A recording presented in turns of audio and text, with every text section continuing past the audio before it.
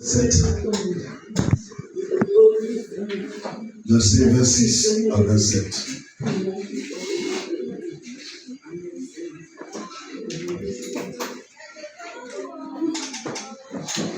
On s'assoit, on va aller. 27, verset 26 à 27. Il dit la parole de Dieu. Genèse 27, à partir du verset 26. On se dispose pas à ton frère, ta soeur. Sois connecté. Je lis la parole de Dieu. Tu es un lieu céleste, tu ne vois pas quelqu'un. Ouais. Alors Isaac, son père, lui dit, approche donc et baise-moi, mon fils. Jacob s'approcha et le baisa. Isaac sentit l'odeur de ses vêtements, puis il le bénit et dit, voici, l'odeur de mon fils est comme l'odeur du champ que l'Éternel a béni. Amen. Amen. Amen. Le thème de ce matin, comme je l'ai dit tout à l'heure, c'est quelle odeur transportes-tu? Voilà, par cette portion d'écriture, l'Éternel veut nous faire comprendre certaines choses. Parce que tant que tu ne comprends pas certaines choses, c'est difficile pour toi de bien cibler ta prière. Et je vous ai donné l'exemple de ce matin par rapport au chien. Et c'est pour vous dire quoi? La Bible que voilà notre patriarche, la Bible qu'il devenait vieux, il a 2 enfants, Jacob et Ésaü. Il devenait vieux. Et étant vieux, il voulait bénir son fils aîné. Parce que quand tu n'es pas là, c'est ton fils aîné qui remplace pour pouvoir subvenir aux besoins des autres. Et malheureusement pour ce fils aîné, la maman était là, Rebecca. Mais Rebecca était plus attachée à Jacob. C'est comme vous les femmes. Souvent vous avez des enfants que vous les aimez tous, mais il y a un que vous aimez particulièrement. C'est la même chose. Donc dis-moi, je préfère que ce soit mon fils Jacob. Parce que chaque fois, il a mes petits souhaits. C'est lui qui est toujours à la maison. Esaü, c'est un chasseur, il est toujours parti. Mais lui, quand Cube Magie manque, c'est lui, j'allais, Jacob va payer Cube Magie, va payer du chef. Donc, la Bible dit quoi? Elle a compris ça, il a dit à son fils Joseph, Jacob, voilà ce que ton papa dit, mais je veux que ça soit toi. L'enfant, à un moment donné, a eu peur. Il dit, aïe, et si mon père apprend ça? Il dit, toute bénédiction, malédiction vient de lâcher, je vais prendre ça. Alléluia. Donc l'enfant s'appuie. Et voilà que la maman fait porter l'habit d'Ésaü à Jacob. Maintenant le papa, Isaac demande, c'est toi Isaïe? Il dit, c'est moi. Il dit, ah, cette voix-là a la voix d'Ésaü. Mais les mains là, c'est les mains de... cette voix a la voix de Jacob, mais les mains là, la voix d'Ésaü. Alléluia. Il n'était pas très convaincu. Et il a dit, approche. Fais-moi, comme on dit, fais-moi tout, baise-moi. Maintenant, qu'est-ce qui s'est passé? Il a senti l'odeur de son fils Ésaü. Donc il s'est dit que c'est vraiment Ésaü. Et il a relâché la bénédiction. Cela veut dire quoi? Chacun de nous a une odeur. Et chaque odeur aussi est rattachée aux habits que nous portons. C'est pourquoi je vous donne l'exemple des chiens. Les chiens qui flénissent. Quand on vient attraper un voleur, si on a un élément de ce voleur, on fait flénisser au chien et le chien va trouver. Ça nous ramène au monde spirituel. Le monde spirituel, j'ai dit, ce qui est là, ce sont des enveloppes. Donc Dieu ne regarde pas aux enveloppes. Dieu regarde, je vois l'odeur. Et vous avez vu, dans le monde spirituel, tout est odeur. Quand il fait l'exhortation tout à l'heure, il a dit quoi? Lorsque Noé a fini, il a fait brûler le taureau. Ce que Dieu a vu, Dieu n'a pas vu ça. Dieu, c'est l'odeur. Il y a de bonnes odeurs comme il y a de mauvaises odeurs. Mais Dieu a senti une bonne odeur.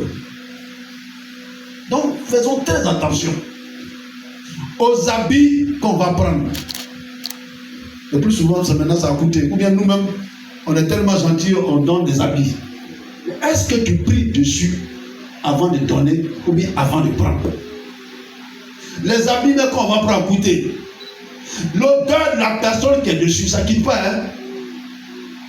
Quelqu'un me dit amen. Donc tu transfères quelque chose que tu ne connais pas dans ta vie. Peut-être que cette fille là-bas, c'était une grande prostituée.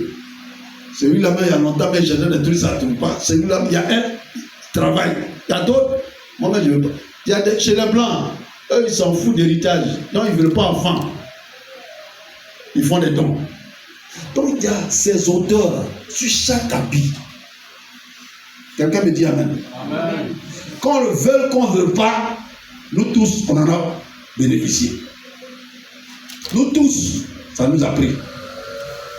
Et ça fait que, au lieu de notre odeur qu'on a une autre odeur dans notre vie. Et l'odeur correspond à quelque chose que Dieu a prévu. Donc, l'autre odeur que tu prends, c'est la destinée de l'autre personne que tu vis, sans le savoir. Quelqu'un me dit amen. Yes. C'est pourquoi je vous dis, quand tu veux prier, il faudrait qu'il y ait une révélation du Saint-Esprit. Ce n'est pas tout qui est théologie, ce n'est pas tout qui est biblique. Mais il faudrait que le Saint-Esprit te révèle certaines choses pour que tu ailles dans la bonne direction. Quelqu'un dit amen. Amen. Voilà pourquoi, bien aimé, on a souvent des difficultés. Voilà pourquoi souvent, bien aimé, on a des problèmes. Alléluia. Tu perds quelqu'un d'intelligent. Tu perds quelqu'un qui est bien.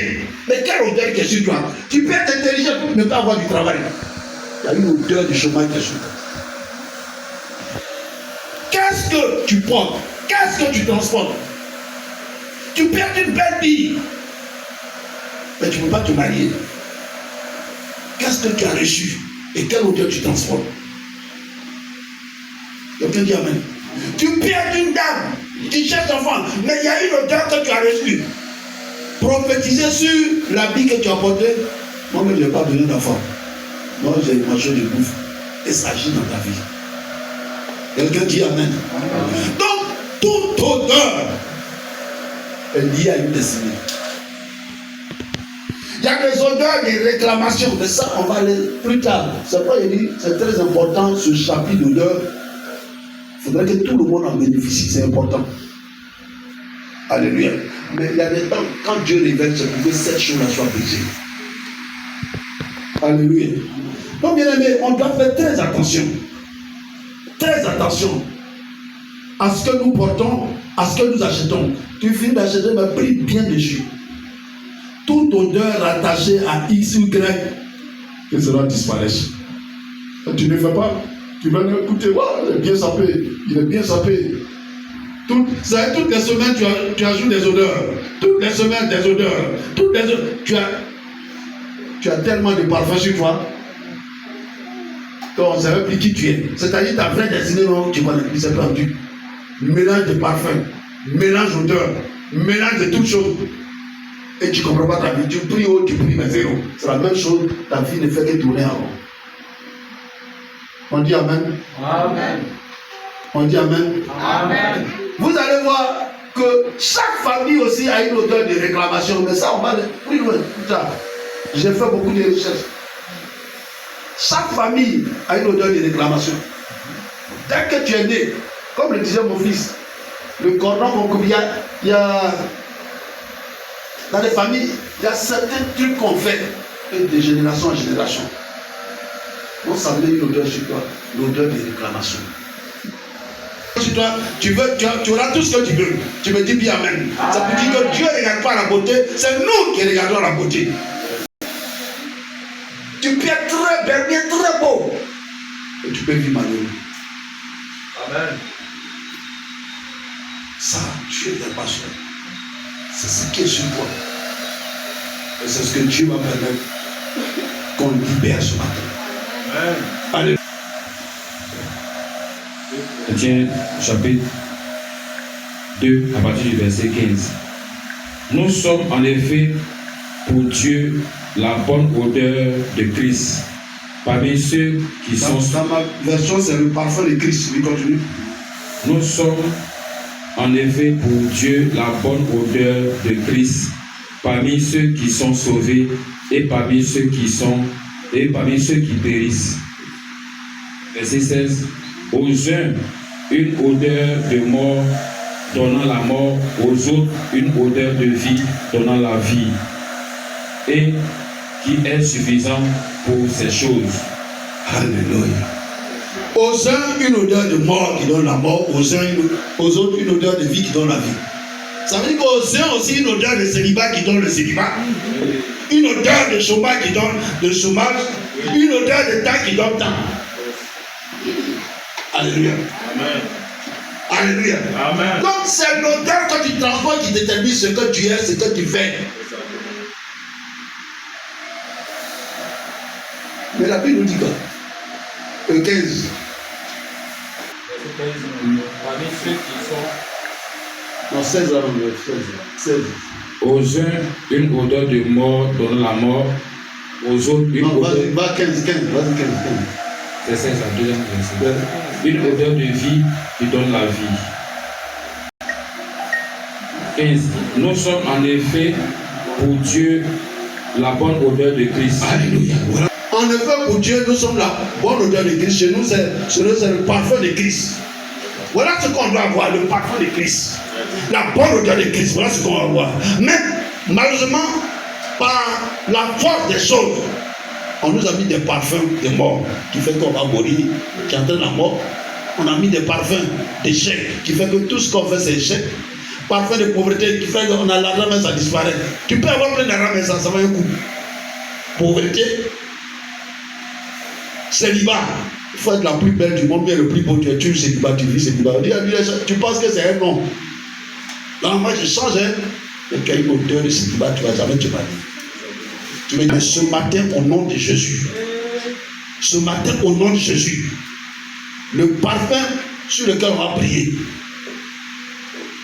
ton parfum de Jésus, la bonne odeur de Christ là sur toi. Tu dis bien, Amen. J'espère que chacun